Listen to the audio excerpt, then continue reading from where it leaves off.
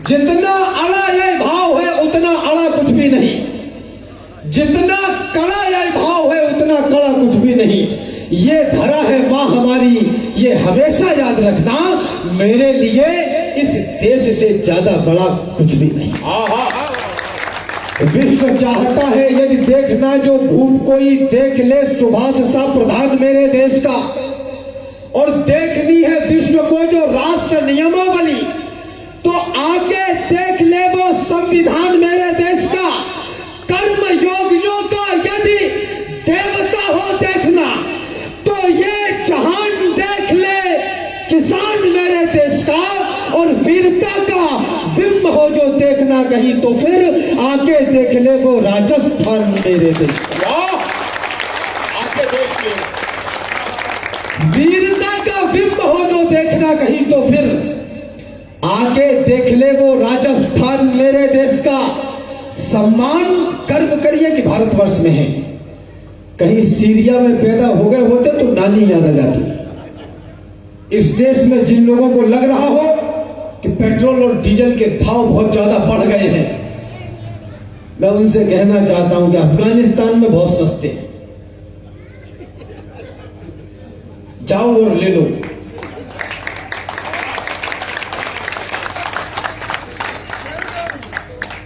अद्भुत है ये देश, ऐसी ऐसी प्रक्रियाएं, सीमाएं सुरक्षित हैं, वहां तक पहुंचने की, वहां तक चिंता करने की आवश्यकता नहीं, हमें अपनी सेना पे भरोसा है। लेकिन जो अंदर कुकुर मुत्ते पैदा हो गए हैं, इनका क्या किया जाए? आप आश्चर्य करेंगे, भगवान राम का पदार्पण हुआ तो वो 10-15 चौपतिये मिलकर बोले कि हम 22 को नहीं जाएंगे। मंच पर हूं इसलिए चौपतिया बोल रहा हूं, नहीं कहना तो मैं वही चाहता हूं।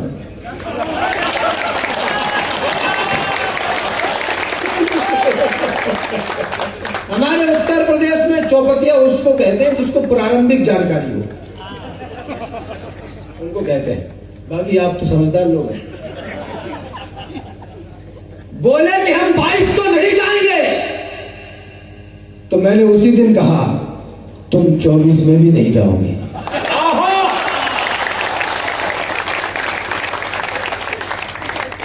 सम्मान मान का उदाहरण आतिथ्य भाव की परंपरा, अनुराग त्याग भाईचारे के शुद्ध छाव की परंपरा, इसकी रज रज में कड़कड़ में इतिहासों के गौरव क्षण है। हौसले अटल आकाशों से जो महाकाल जैसे तृण है हवा यहाँ की गर्व भरी पानी है स्वाभिमान वाला। हर युवा यहाँ का होता है अपनी धरती का रखवाला। बेटे संघर्ष पहनते हैं, बेटियां पहनती हैं लज्जा, है शाखा कहीं कहीं जौहर, है यही यहाँ की परिचर्चा। रणभेरी की ध्वनि सुनते ही दिखता है यही विहान मुझे, दिख जाते हैं चेतक राणा, दिख जाते हैं चौहान मुझे। हर घर में गोरा बादल है, होता जिन पर अभिमान मुझे, बलिदानों में सबसे ऊपर दिखता है राजस्थान।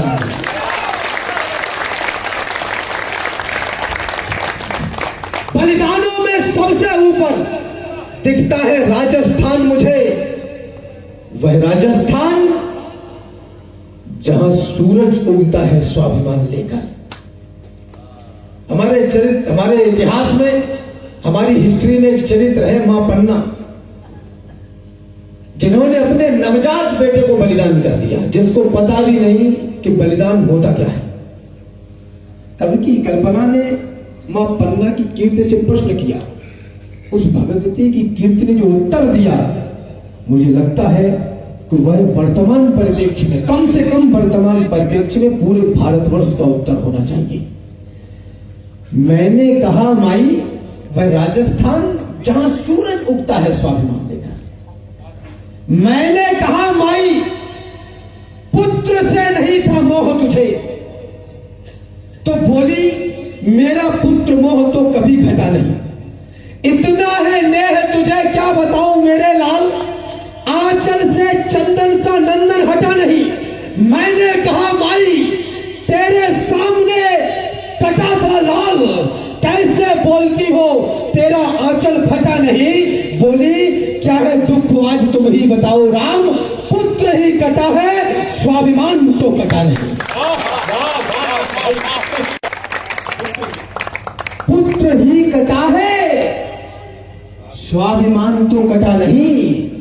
इस भाव को जीने वाला देश की जनता को जब कुछ लोग इसलिए बरगलाने लगे कि मोबाइल ले लो, लैपटॉप ले लो,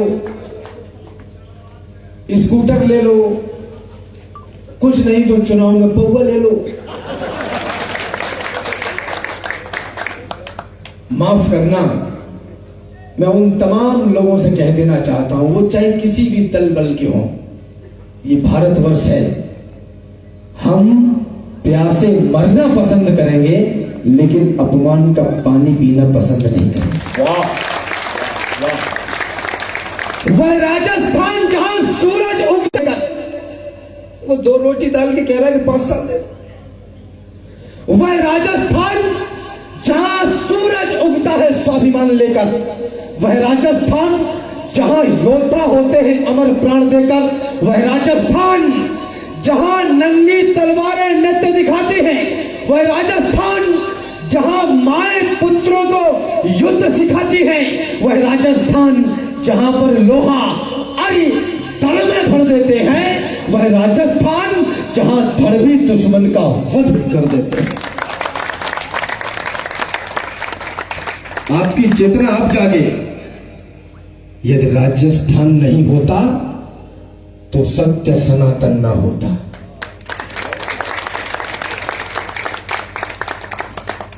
यदि राजस्थान नहीं होता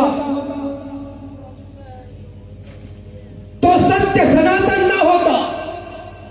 यदि राजस्थान नहीं होता तो धर्म पुरातन ना होता। यदि राजस्थान नहीं होता तो हम हिंदू न रह पाते। राजस्थान नहीं होता तो राम नाम ना कह पाते। यदि राजस्थान नहीं होता तो गौरव गान नहीं होता। यदि राजस्थान नहीं होता तो हिंदुस्तान नहीं होता।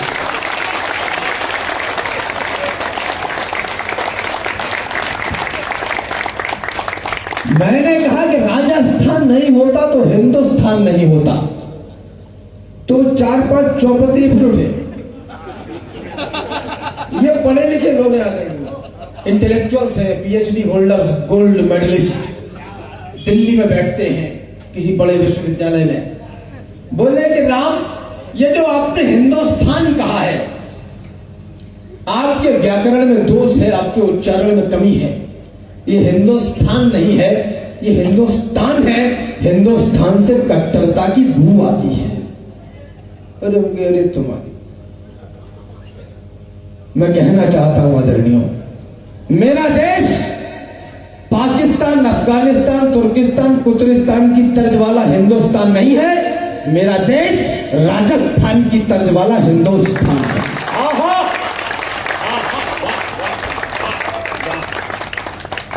अब ढूंढ कट्टरता बोले कि राम जी का पदार्पण हुआ, बोले कि इनके पास तो ले दे के केवल राम मंदिर है, उसके अलावा ये किसी मुद्दे पे बात नहीं करना चाहते। अच्छा, इन चौपतियों की एक बड़ी खूबी बताऊं आपको, ये तर्क लेके आते हैं। ये तर्क लेके आते हैं और आम जनमानस के मस्तिष्क में तर्क से काट करते हैं। तो आदमी बेचारा गांव का भोला भाला सोचने लगता है क्या तो सही रहा है कि मंदिर के बाहर बैठेंगे तो रोजगार थोड़ी मिलेगा, रोटी थोड़ी मिलेगी। मैंने कहा कटोरा लेके बैठना, सब्जी भी मिलेगी।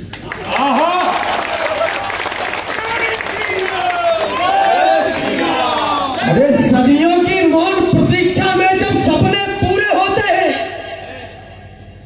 तब रोम रोम रोता है, केवल 2 नयन न रोते हैं। जब स्वाभिमान के रक्षा की कीमत बलिदान चुकाता है तब जाकर नई पीढ़ियों को शुभ दिन भगवान दिखाता है।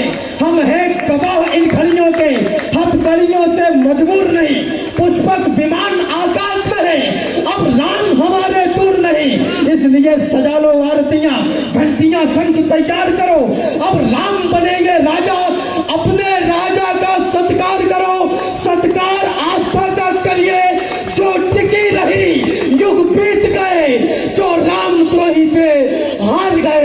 जो राम भक्त थे जीत गए।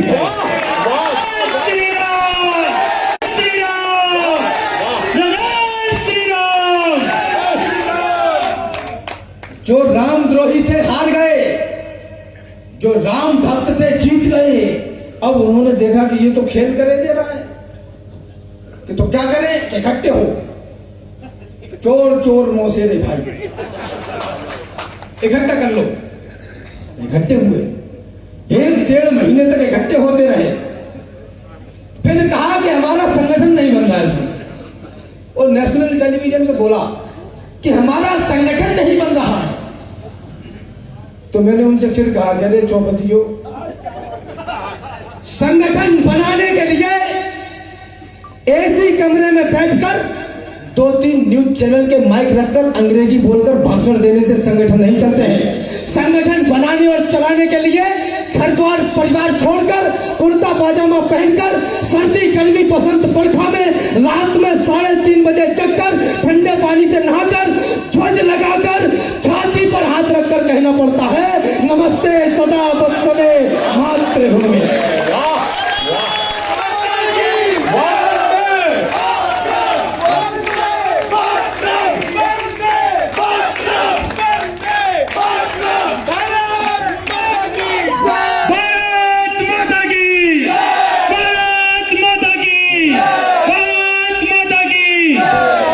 बोले कि हमारा संगठन नहीं बन रहा है। बोले नहीं भाई साहब, गलती हो गई थी हमसे, संगठन नहीं है, हमारा गठबंधन नहीं हो रहा।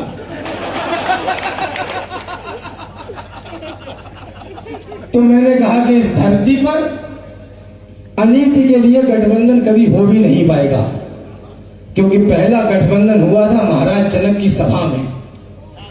जब एक एक करके लकड़बग्घ के धनुष नहीं तोड़ पाए तो उन्होंने कहा कि महाराज हम इकट्ठे होकर तोड़ेंगे। कि ठीक है तोड़ो, लेकिन फिर विवाह कौन करेगा? कि बोले इकट्ठे होकर तोड़ लेंगे, फिर हम आपस में लड़ेंगे कि जो जीतेगा वो दूल्हा बनेगा। तो सीता मैया बोली तो तू नहान दे, फिर रहने तो देश की जनता कह रही है बस करो यार, अब खेल हो चुका था। माफ करना, भगवान राम, माता सीता और भैया लक्ष्मण वनगमन कर गए। बहुत अच्छी बात याद आ गई। प्रथम पंक्ति से लेकर अंत प्रत्येक भाई बहन माता पिता का ध्यान चाहता। भगवान राम, माता सीता और भैया लक्ष्मण वनगमन कर गए। भरत जी पीछे पीछे गए और बोले कि भगवान वापस चलो, पिताजी नहीं रहे, राजपाट संभालो। भगवान राम ने खड़ाऊ देकर विदा कर दिया। यह पटकथा आप सबको पता है। खड़ाऊ सिंहासन पर लाकर रख दी। ऐसा कहा जाता है कि 14 वर्ष तक अयोध्या में किसी को किसी भी प्रकार की कोई समस्या नहीं हुई। Everything is going to be fantastic, कोई दिक्कत नहीं, सब कुछ बढ़िया। मुझे नहीं पता इस बात के दर्शन क्या है, इसकी फिलॉसफी क्या है, लेकिन मुझे लगता है अयोध्या में किसी को इसलिए भी दिक्कत नहीं हुई होगी क्योंकि सिंहासन पर जूता रखा था।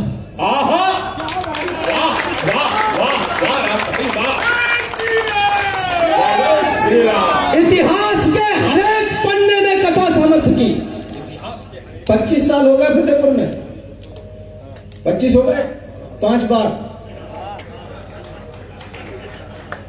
अब बोलो जय श्री राम। 25 साल हो गए।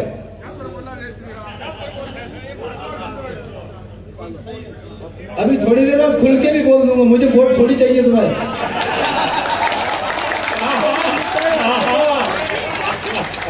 इतिहास के हर एक पन्ने में कथा समर्थ की। इतिहास में लिखते नहीं पाते कभी भी व्यर्थ की। और दुनिया में सदा ताकतवरों का राज है, जिसकी भुजाओं में है बल वह विश्व का सरताज है।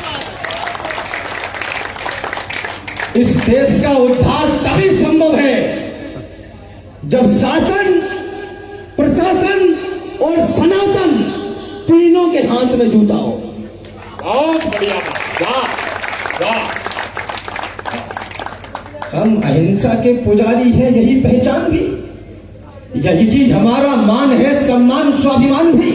पर कोई आकर हमारी माँ को डायन बोल दे, शांत मौसम में चहल कोलाहलों का खोल दे, जब कोई आकर तमाम पर गर्म लोहे की सलाखें भी छुआ दे खाल पर, जब कोई माओ की बहनों की लगाए बोलियां, जब कोई नवजात शिशुओं की जलाए होलियां, जब कोई इस देश को, इस धर्म को यलकार दे, जब कोई सिर पर चढ़े और युद्ध की ललकार दे, तब भी प्रेयसी के दुपट्टे में ही क्या मोती जड़ोगे? अरे युद्ध लड़ना पड़ गया तो क्या दुपट्टों से लड़ोगे? सैकड़ों बलिदान का ये 2-4-10 साल है, बस ये केवल 2-4-10 साल ही है। एक बारीक टिप्पणी करता चलो, जिस देश का नागरिक केवल सुविधाओं के लिए वोट करता हो, केवल सुविधाओं के लिए वोट करता हो, उस देश की उन्नति की कल्पना कभी नहीं की जा सकती। वाह! उस देश का नागरिक कुछ भी कर सकता है, अपने बलिदानियों को सम्मान तो कभी नहीं दे सकता। मोबाइल दे दे, पगुआ दे दे, अरे कोई घास खाकर भी जिया है सर उठा करके।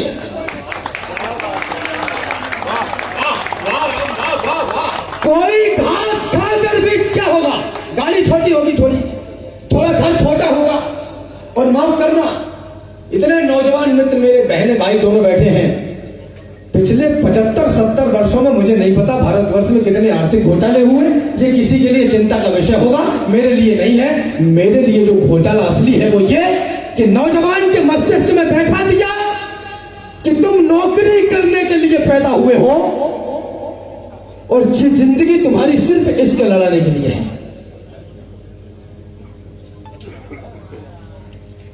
एक बार दोनों हाथ ऊपर करके तालियां उठाइए। ये चैन करनी थोड़ी सी रोक दिया।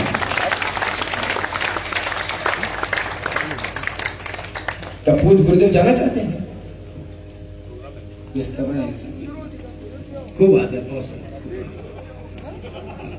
संत श्री ने इतना समय दिया, सुबह 4-5 बजे उठकर पूजा उपासना करनी होती है। एक बार हमारी जोरदार तालियां तमाम संतों की श्री तरफ। जय श्री राम, जय जय। आप भी जाना चाहते? जागी नहीं भावना जैसे आपका इतना सानिध्य। हाँ हाँ, इतना समय दिया उसके लिए। हमसे ज्यादा व्यस्तता और कौन समझेगा श्रीमंत? आपकी दिनचर्या है, आपका इतनी देर शायद मिला, यही हमारे लिए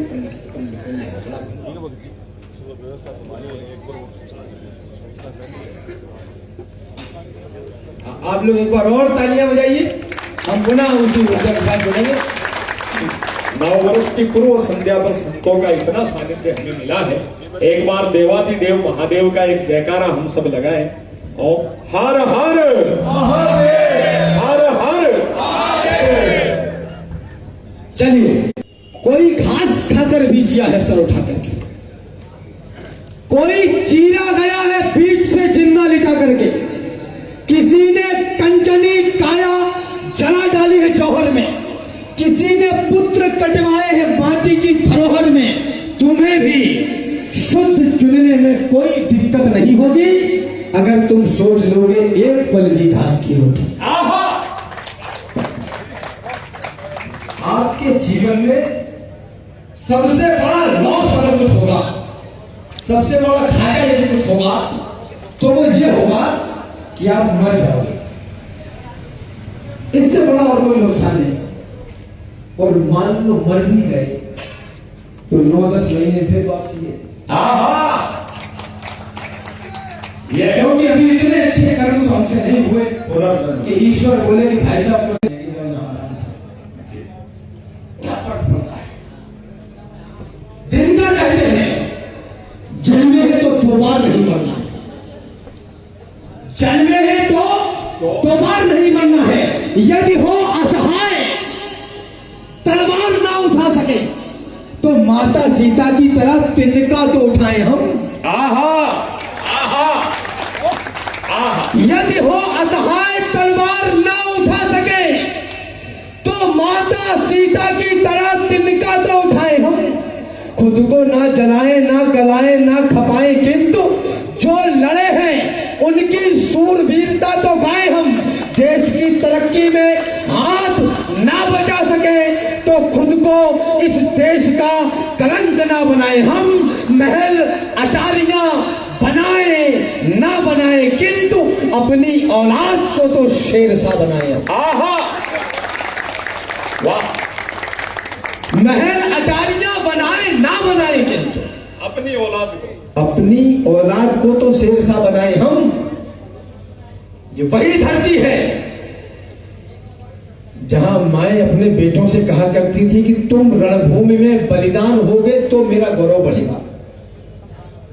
और ये वही धरती हो गई है जहां माए अपने बेटों से कहती है कि उधर मत जाना, उधर लड़ाई हो रही,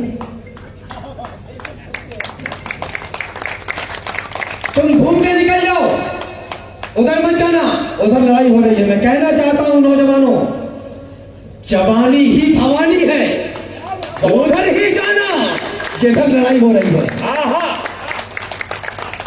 कौवे इसलिए बोलते हैं क्योंकि कोयले मौन है। बहुत बड़ी बात। तंबू में थे राम लला और महलों में मारीच रहे। ये वातावरण, ये निर्णय आपको क्या लगता है किसी एक दो आदमी के दम की खेल है? नहीं, ये आपकी और हमारी मुखरता का परिणाम है। अभी तो हमने भक्त होने का दिखावा भर किया है, कहीं हम सच में भक्त हो गए 2-4-5%, तब क्या होगा? तंबू में थे राम लला और महलों में मारीच रहे राम को गाली बकते ऐसे भी कुछ नीच रहे, लेकिन आज भक्त जीते हैं, राम तो ही सब हारे हैं। युगों तपस्या की तब जाकर घर में राम पधारे हैं। युगों युगों के बाद आज केवट फिर पांव पखार रहा। युगों युगों के बाद दशानन पुनः राम से हार रहा। युगों युगों के बाद समय फिर से उनको दुत्कार रहा और बाबर भी कब्र से निकलकर जय श्री राम पुकार रहा।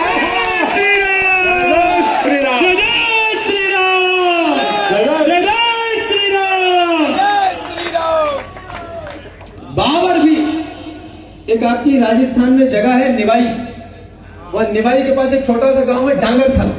डांगरथल में एक बड़ा प्यारा भाई है महेश डांगरा, बस मुझे याद आ गई तो मैं आगे में कह देता। महेश बहुत मेरा प्यारा छोटा भाई है, कवि है। उसने कहा कि राम मंदिर का निर्णय आया तो लोगों ने कहा कि हम 9 दिसंबर को कभी नहीं भूलेंगे, तो तालियां महेश के लिए उठे। महेश ने उस दिन बोला कि हम तुम्हें भूलने भी नहीं देंगे।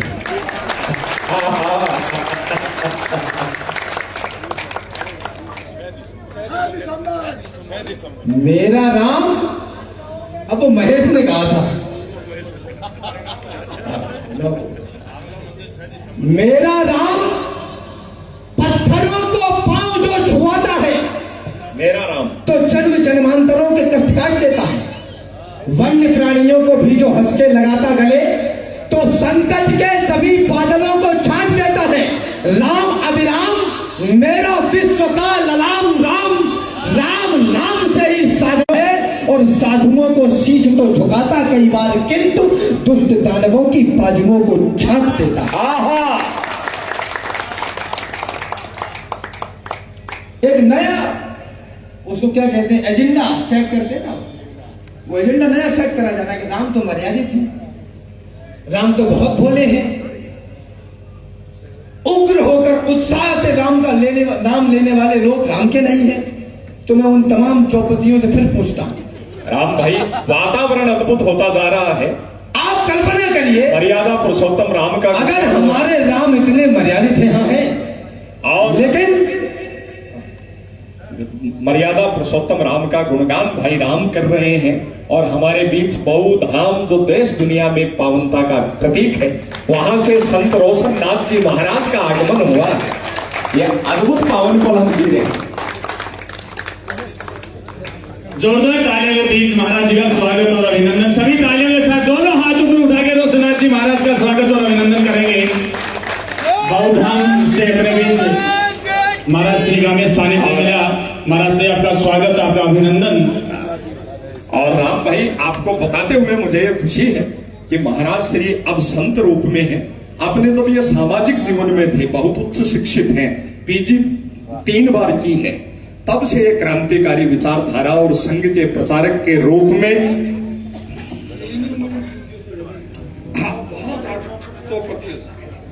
और अलग जगाई है, संघ के प्रबल प्रचारक रहे हैं। एक बार संतों की आस्था और देशभक्ति के संगम रोशन नाथ जी महाराज तक हमारे प्रणाम के दोनों हाथ ऊपर उठाकर जोरदार तालियां।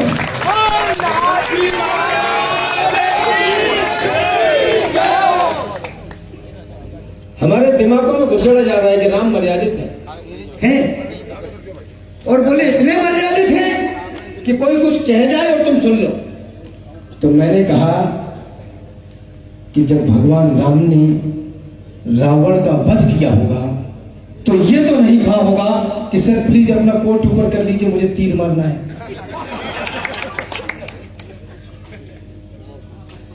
प्रेम पाके शीश को झुकाने वाले थे, किंतु शत्रु संघारने वाले राम क्यों नहीं दिखे?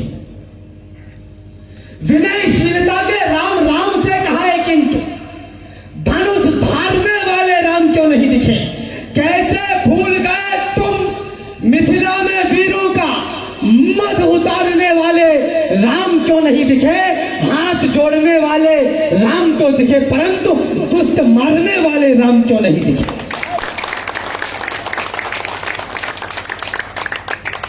इतनी विकलांगता। अच्छा, मैं जब ये बातें कहता हूं तो मुझसे फिर कहा गया कि राम आप, तो मैंने कहा कि स्वाभिमान पर आंच आए, राहों में यदि शूल बिछे हो तो पत्थर बोना पड़ता है, और स्वाभिमान पर आंच आए तो कट्टर होना पड़ता है। मेरे माथे पर लगा हुआ टीका यदि कट्टरता का प्रतीक है तो आपकी जमानत पर कहना चाहता हूं, मैं स्वाभिमान के साथ कट्टर हूं और मुझे इस पर गर्व है। वाह! अगर यह कट्टरता की निशानी है, इसको कुछ लोग ये भी कहते हैं कि ये मोहर है तुम्हारे काफिर होने की। बोले मोहर लगा हुआ है ये तो, वैसे तो सभी काफिर हैं, लेकिन जिसके मोहर लगी होती है वो दूर से पहचान लिया जाता है कि ये मोहर लगा हुआ है। निवेदन करना चाहता हूं आदरणीय, कहा कि राम कुछ भाईचारे की बात करो। अब मंदिर बन गया, 370 हट गई और आपके हिसाब से सब कुछ हो रहा है, अब एक काम करो, भाईचारे की बात करो। मैं एक भाईचारा पढ़ना चाहता हूं, यदि आपकी आज्ञा हो तो। स्वागत जरूर। और मेरा दिल देखना आप, कितना बड़ा दिल है मेरा, दिखाई दो भाई। मैंने कहा कि तुमने मंदिर तोड़ दिया था, जाओ तुमको माफ किया। धर्म सनातन छोड़ दिया था, जाओ तुमको माफ किया। हर आंसू पर ताली दी थी, जाओ तुमको माफ किया। राम लड़ा तो गाली दी थी, जाओ तुमको माफ किया। आओ फिर भी गले लगाने की खातिर तैयार है हम, मान जाओ है समय मनाने की खातिर तैयार है हम। भाईचारे में एक बार तो हृदय खोल दो भाईजान, अरे एक बार मस्जिदों से जय श्री राम बोल दो भाईजान।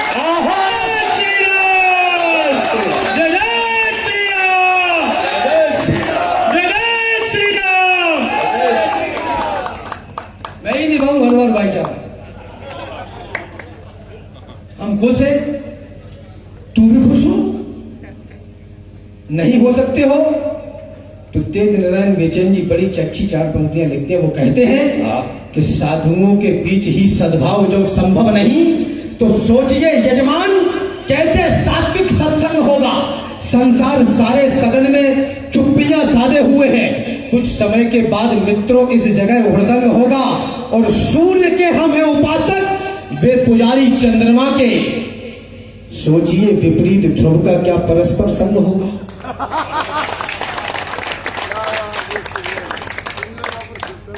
अगर ऐसे करके बैठे रहे तो ये जो 3-3 और 5-5 मंजिल की तान रहे हैं, रहेगा तो इनमें कोई और ही।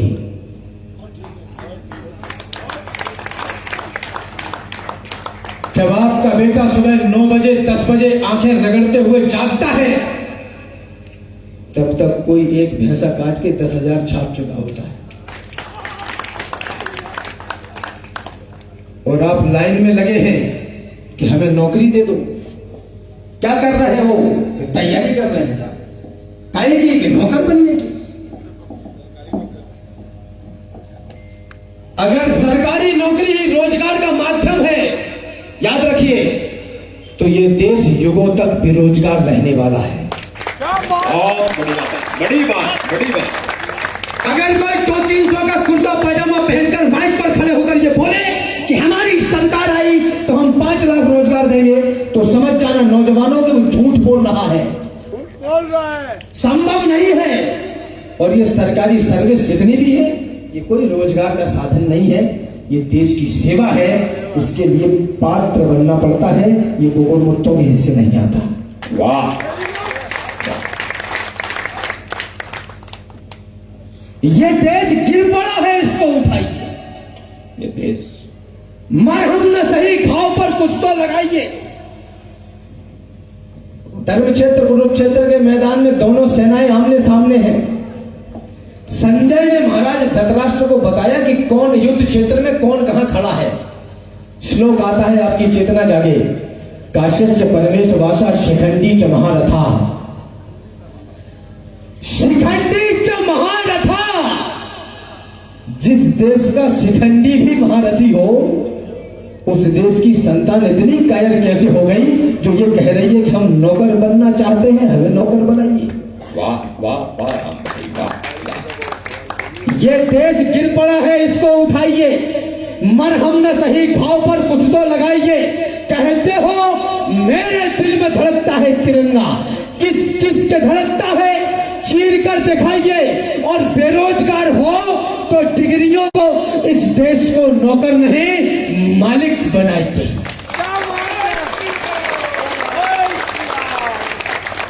ये भाव क्यों नहीं है? और मैं बहनों से कहना चाहता हूं, मौन मत बैठी रहो, इस देश को धनी बना दो। बेटियों, मां भारती को विश्व की रानी बना दो। आप 4 दीवारी में कैद होकर बर्तन धोने और बच्चा पैदा करने के लिए पैदा नहीं हुई हैं। आप देश की आधी आबादी हैं और भारत माता आपका इंतजार कर रही है। कोई कुछ भी बोल देता है, इस देश की मातृशक्ति को माल संबोधन देखिए। और ये सब संचार और प्रसार के तमाम माध्यमों से होता है। माफ करना, मुझको तो सारी धरती की जीवनदाता दिखती है। वो ये बोलते हैं, ये कष्ट का विषय नहीं है। कष्ट का विषय ये है कि वो ये बोलकर भी जिंदा है। वाह वाह। मुझको तो सारी धरती की जीवनदाता दिखती है और भारतीय संस्कार की शुद्ध सुजाता दिखती है। तुमको भारत की बेटी में कमसिन कलियां दिखती होंगी, मुझको भारत की बेटी में भारत माता दिखती है। वाह वाह राम भाई, वाह वाह वाह। नवरात्रे के प्रारंभिक वेला में ये पावन भाव हम सब हृदय में धारण करें जो बात कही है। हमारे मान से कूदी ये चोटियां सुन ले। ये मेरी बात मेरे घर की बेटियां सुन ले। वो तुम्हें चांद सितारों की बात बोलेगा, वो नए रंगों पहाड़ों की बात बोलेगा।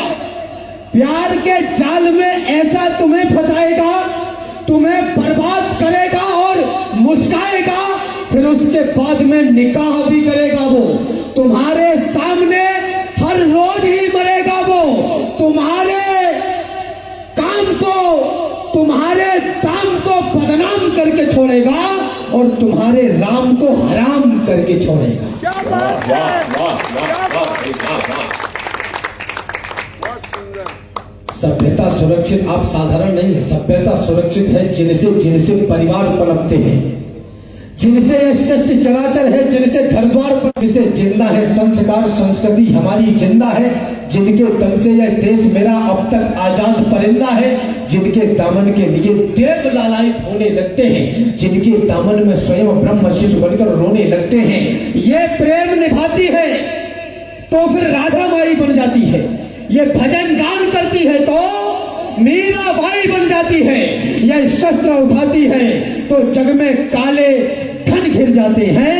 कालिका तभी रुकती जब शंकर चरणों में गिर जाती। वाह वाह राम भाई, वाह वाह वाह। कालिका तभी कालिका तभी रुकती जब शंकर चरणों में गिर जाते हैं। तो माटी के चटक लाल रंग पे किया गुमान, माटी के रंग अंग अंग से सनेगा कौन। सदियों से सदियों तक ठनते रहे हैं जो बलिदानी दानों की खातिर ठलेगा कौन।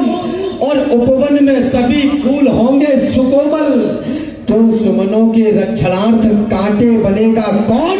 और जननी जनेगी सुकुमारी सुकुमार यदि, तो फिर रणचंडी और नाहर जनेगा कौन। वाह।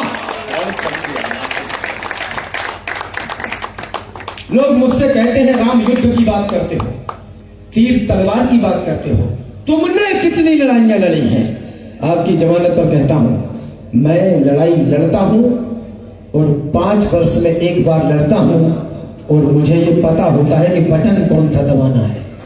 वाह वाह राम, वाह वाह वाह वाह वाह वाह वाह वाह। मुझे ये खूब पता है कि बटन कौन सा दबाना है। चुनाव आयोग अरबों रुपए खर्च करता है, हमको मतदान की शाम को पता चलता है वोट कितने पड़े, बोले 60%, 65%।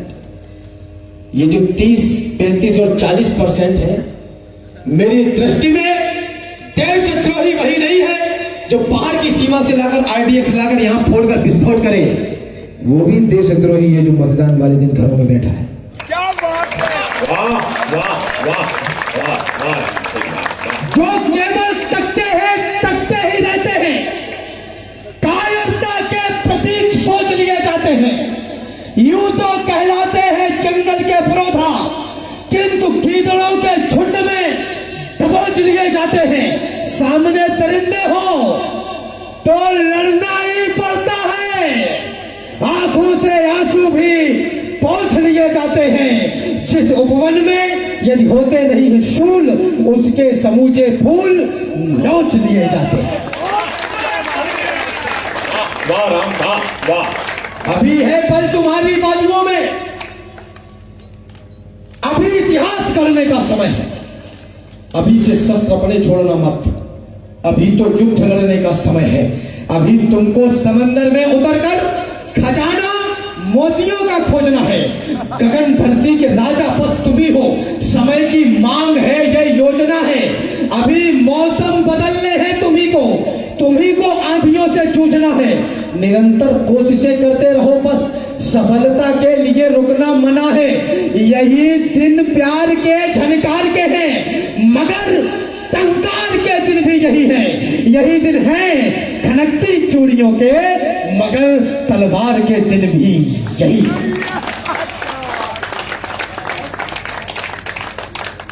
मैं अपने अंतिम चरण में एक छोटा सा प्रसंग आपको बताना चाहता हूं। अभिनंदन भाई। समुद्र तट पर भगवान श्री रामचंद्र के गोद में छोटे भ्राता लक्ष्मण का अर्धमूर्छी शरीर रखा हुआ है। ऐसे मत देखो, मैं लाइब्रेरी से निकलता हूं, पंचर की दुकान से नहीं। अर्धमूर्छित शरीर रखा हुआ है। लंका से वैद्य सुसेन को लाया गया और कहा कि इनका इलाज कर दो। वर्तमान भारत में जो माहौल है, उस माहौल में मुझे इससे बड़ा धर्म की परिभाषा का उदाहरण और कोई नहीं लगता। आपकी चेतना जागे, वैद्य सुसेन से कहा कि इनका इलाज कर दो। राधेश्याम तिवारी रेखांकित करते हैं, वैद्य सुसेन ने भगवान श्री रामचंद्र के सामने धर्म की कसौटी रख दी और कहा कि मैं वैद्य दशानन के घर का किस तरह आपका काम करूं। अनुचित है यदि लंकापति के बैरी को मैं आराम करूं। जिसमें प्रत्यक्ष बुराई है, कैसे वह कर्म किया जाए।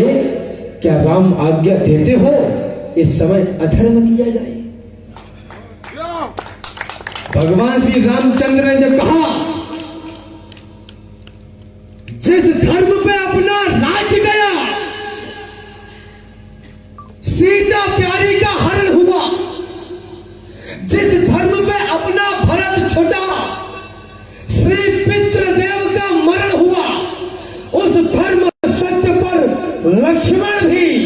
यदि मरता है तो मर जाए, सौगंध राम की यह होगी कि धर्म नहीं जाने पाए।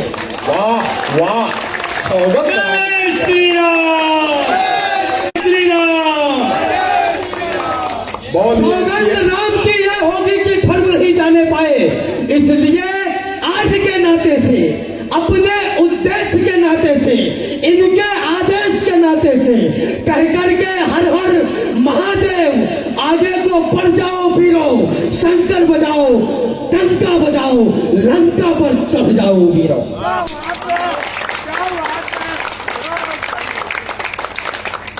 25 हो, 26 भी न हो, 25 तो हो गई, 25 का फाइनल है। अब ये 26 भी नहीं होनी चाहिए। हाँ, इनको अच्छी वाली बुलाया करो, ताकि पता नहीं चले। ठीक है, बाद में आजादी को काम करेंगे सब। निवेदन करना चाहता हूं आदरणीय, मैं उत्तर प्रदेश से आता हूं। आप आश्चर्य करेंगे, 2014 के पहले उत्तर प्रदेश में भी मैं इटावा से आता हूं। इधर यमुना है, यमुना नदी के इस तरफ हम हैं, उस तरफ सैफई। हमने उत्तर प्रदेश में 14 से पहले वो माहौल देखा जब विद्यालय और विश्वविद्यालय के बाहर कायदी हो जाया करती थी और ये तय किया जाता था कि आज किस बहन को उठाना है, किस बेटी को उठाना है। बाप रे बाप। लेकिन अब हमने बुलडोजर चलाना सीख लिया।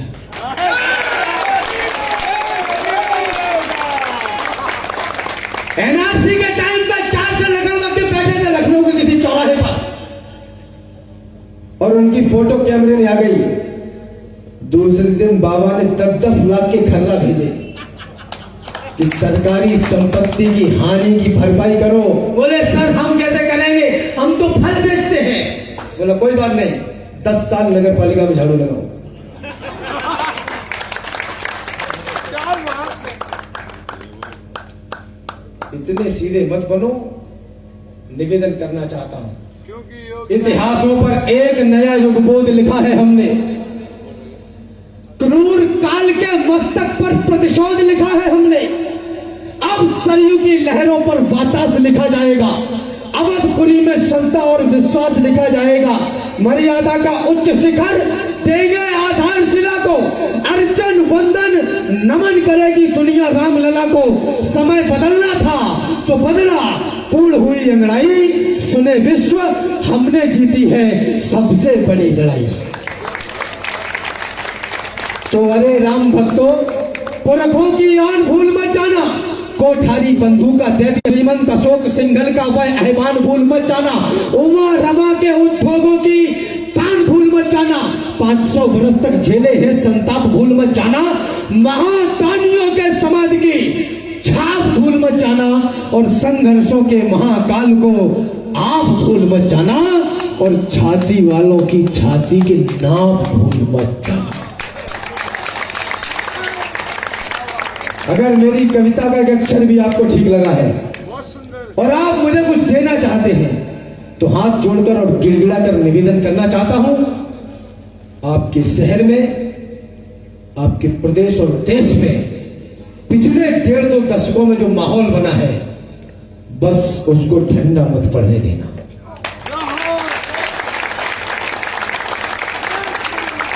कहीं के भी नहीं बनोगे, कहीं के भी। पवन चौहान जी ने कहा कि सहमा दिए परिंदे खुले आसमान के, ये तोतलाता बचपन लाशों की भीड़ में पन्ने जला दिए हैं किसी ने कुरान के। अरे बाप। ऐसा होता है। जंगल एक ही है, उसी जंगल में महर्षि विश्वामित्र, वाल्मीकि, अत्रि, अनुसुईया जैसे महासंत महापुरुष मिलते हैं। और उसी जंगल में मारीच, सुबाहु, ताड़िका, सुपर्णखा जैसे राक्षस। तो अरे राम भक्तों, पुरखों की यान भूल मत जाना। एक अंतिम विचार रख के अपना स्थान ले रहा हूं और वो बहुत आवश्यक है। वो ये, बैठे रहने दो अंकित भाई, अंकित तो बैठे, अंतिम चरण बिल्कुल 4 से पंक्तियां हो रहे, बस बैठे तो बैठे। आप लोग एक बार तालियों से आदेशित करिए, मैं अंतिम करूंगा। ना होगा मैं भी फतेहपुर का वोटर है आगे आ जरूर वोट करते टाइम यह भूल हो जाएगा यार कल शाम की पेटी को सो मेल गो हो वोटर तो अच्छा गलत जगह बोल रहे हैं। खैर विचार ये आदरणीयों कि भेज दी औलाद तुमने मिशनरी स्कूल में। अभी वर्तमान परिप्रेक्ष्य में ये बात भले ही आपको प्रासंगिक न लगे, लेकिन आने वाले 20, 25, 30 साल में भारतवर्ष की सबसे बड़ी समस्या ये होने वाला है। वो 3.5 लाख रुपए लेते हैं per annum, 3 lakh per annum, और वहां आपके बच्चे को बताते हैं कि जो घर में है वो डैड है, फादर हम है। My Lord and my mother मेरी। भेज दी औलाद तुमने मिशनरी स्कूल में। है बहुत ही कष्टकारी। आप अवधि भूल में आधुनिक शिक्षा बता गर्दन दबाई जा रही है। आपकी औलाद ईसाई बनाई जा रही है। हाँ हाँ सत्य सत्य। तो कहां गए?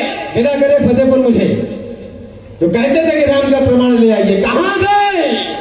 अब मंदिर को शमशान बनाने वाले कहां गए? भगवान राम पर प्रश्न उठाने वाले हैं कहां? अवध को चलिया वाला बाग बनाने वाले और कहां मर गए भक्तों पर गोली चलवाने वाले? वाह वाह राम भाई, कहां गए भक्तों पर गोली चलवाने वाले? इस कार्यक्रम